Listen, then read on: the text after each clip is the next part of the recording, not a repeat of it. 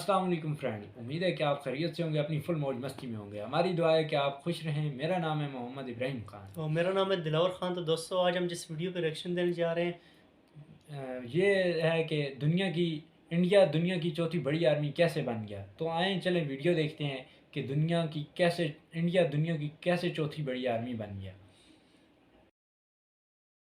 दोस्तों, हाल ही में आई global fire power की एनुअल डिफेंस रिपोर्ट के अनुसार इंडियन मिलिट्री दुनिया में फोर्थ पावरफुल मिलिट्री है। Global fire power index countries को उनके पोटेंशियल मिलिट्री स्ट्रेंथ के बेसिस पर रैंक करती है। 2006 से ग्लोबल फायर पावर 140 कंट्रीज की मॉडर्न मिलिट्री पावर्स का एक यूनिक एनालिटिकल रिव्यू देती आई है। Global fire power ranking conventional तरीकों से लैंड, सी और एयर पर हर देश की पोटेंशियल वॉर मेकिंग कैपेबिलिटी पर आधारित है। Global fire power index 50 individual factor के बेसिस पर कैलकुलेट होता है, जिसमें man power, land forces, air power, natural resources, naval forces, logistics और फाइनेंशियल्स शामिल हैं।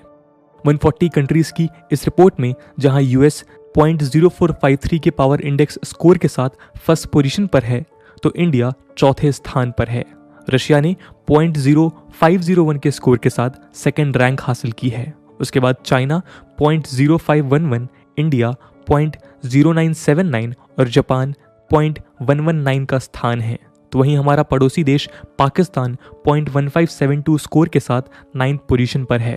दोस्तों, आज हम इस वीडियो में ग्लोबल फायर पावर की इस रिपोर्ट का एनालिसिस करेंगे और देखेंगे कि कैसे इंडियन आर्मी दुनिया की 4th लार्जेस्ट आर्मी है।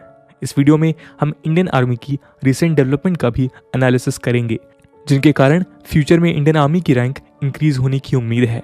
आइए शुरू करते हैं आज का डिस्कशन। नमस्कार दोस्तों, मेरा नाम है आदर्श और स्वागत है आपका स्टडी आईक्यू में। आगे बढ़ने से पहले मैं आपको बता दूं कि अब स्टडी आईक्यू के किसी भी शानदार कोर्स को परचेज करने से पहले, चाहे वो यूपीएससी एग्जाम हो, स्टेट पीएससी हो, जुडिशरी एग्जाम्स हो या फिर हो बैंक पीओ का एग्जाम, आप यूज कर सकते हैं कूपन कोड आदर्श 33, जिससे आपको मिलेगा फ्लैट 33% डिस्काउंट स्टडी आईक्यू के सभी कोर्सेज पे। बाकी के अपडेट्स के लिए आप मुझे मेरे सोशल मीडिया हैंडल्स पे भी फॉलो कर सकते हैं। दोस्तों, एक्टिव मिलिट्री मैन पावर किसी भी कंट्री की आर्मी का बैकबोन होती है। किसी भी कंट्री के बॉर्डर्स को प्रोटेक्ट करने में ये सबसे इंपॉर्टेंट रोल प्ले करते हैं। एक्टिव मिलिट्री मैन पावर का मतलब है कि वॉर जैसी स्थिति में किसी देश के पास कितने एक्टिव पर्सनल अवेलेबल हैं। ग्लोबल फायर पावर इंडेक्स के अकॉर्डिंग चाइना के पास एक्टिव मिलिट्री पर्सनल की संख्या 2 मिलियन है, जो कि विश्व में सबसे ज्यादा है। और इसका एक कारण यह भी है कि चाइनीज मिलिट्री सर्विस लॉ के तहत चाइना के लोगों को regardless of their ethics, races, positions, religion और एजुकेशन मिलिट्री में कंपलसरी सर्व करना पड़ता है। India active military man power में सेकंड पोजीशन पर आता है। इंडिया में वॉलंटरी सर्विस होने के बावजूद ये संख्या 1.45 मिलियन है। हालांकि ये संख्या इंडिया के टोटल मिलिट्री पर्सनल का सिर्फ 30% है। US 1.39 million active military man power के साथ थर्ड पोजीशन पर है, जिसके बाद नॉर्थ कोरिया में 1.2 मिलियन और रशिया में ये संख्या 850K है। दोस्तों, किसी भी देश के लिए उसके पैरामिलिट्री फोर्सेस भी उतने ही इंपॉर्टेंट होते हैं जितने military forces. Paramilitary forces semi militarise force होती हैं, जिनका ऑर्गेनाइजेशनल स्ट्रक्चर, टैक्टिक्स, ट्रेनिंग, सब कल्चर और फंक्शन किसी प्रोफेशनल मिलिट्री की तरह ही होता है, लेकिन ये कंट्री की आर्म्ड फोर्सेस का हिस्सा नहीं होते। आपको जानकर हैरानी होगी कि ग्लोबल फायर पावर इंडेक्स के अकॉर्डिंग बांग्लादेश के पास 6.8 मिलियन के साथ सबसे बड़ी पैरामिलिट्री फोर्स है। इंडिया इस लिस्ट में भी 2.53 मिलियन पैरामिलिट्री मैन पावर के साथ सेकेंड पोजीशन पर है। तो वहीं चाइना में ये संख्या 624K है। रशिया इस लिस्ट में 11th रैंक पर है, जबकि अमेरिका के पास ऐसा कोई पैरामिलिट्री फोर्स नहीं है। इंडिया की total available reserve military man power के साथ ये सेमी मिलिट्री फोर्सेस की संख्या 36.82 लाख है। चाइना के कंपैरिजन में ये आंकड़े 3 गुना हैं। दोस्तों, अगर हम इंडिया की आर्टिलरी और आर्मर की बात करें तो इंडिया के पास 4614 टैंक्स हैं, जिसमें Arjun MK1, Arjun MK1A, tank EX, T90S Bhishma, T72 Ajay जैसे मेन बैटल टैंक शामिल हैं। इसके अलावा इंडिया के पास 100 self propelled artillery, 4060 field artillery और 266 रॉकेट प्रोजेक्टर्स हैं, जिसमें स्मर्श 9 के 58, पिनाका, BM-21 शामिल हैं।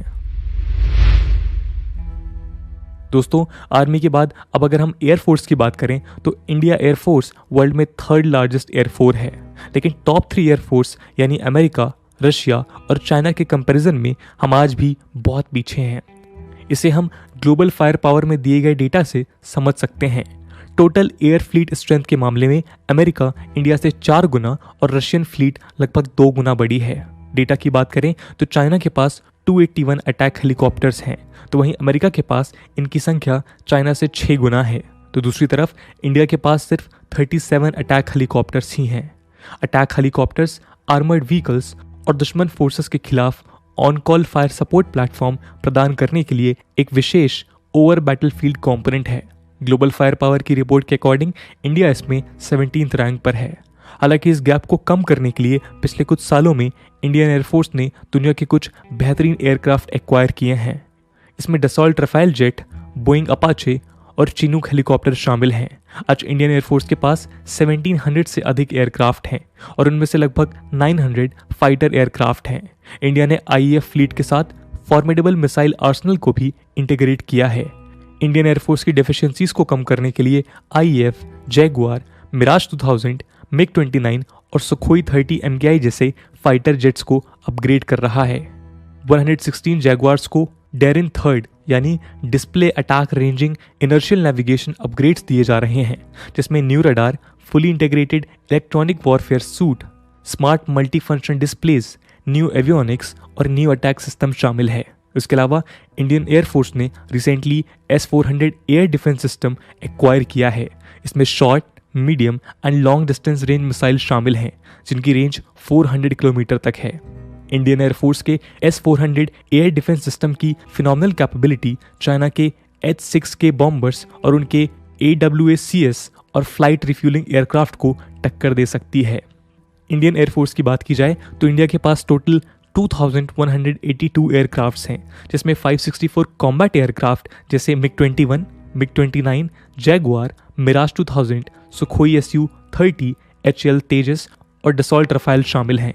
इतना ही नहीं, 130 dedicated attack aircrafts, 71 special mission planes, 805 helicopters और 37 अटैक हेलीकॉप्टर्स हैं, जिनमें HAL light combat helicopter, Boeing Apache AH-64, HAL Rudra, Dhruv, Chetak, Cheetah शामिल हैं।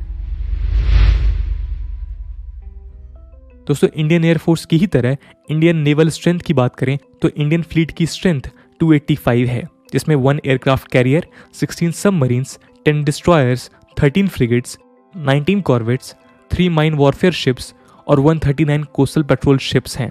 इंडिया नेवी यूं तो 4th पोजीशन पर है, लेकिन इंडिया के पास वॉरफेयर शिप्स की भारी कमी है। आपको जानकर हैरानी होगी कि इंडिया वॉरफेयर शिप्स के मामले में न केवल डेवलप्ड नेशंस बल्कि अपने नेबर्स जैसे पाकिस्तान और बांग्लादेश से भी पीछे है। इसे हम इस बात से समझ सकते हैं कि इंडिया के पास एक भी काउंटर माइन वॉरफेयर शिप नहीं है।